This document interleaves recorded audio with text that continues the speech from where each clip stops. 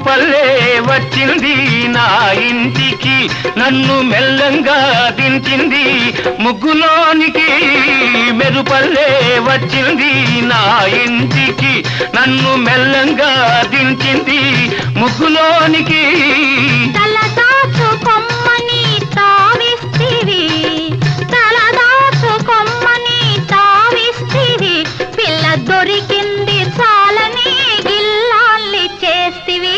చెంగావి రంగు చీర కట్టుకున్న చిన్నది, దాని దిమ్మదియ అందమంతా చీరలోనే ఉన్నది.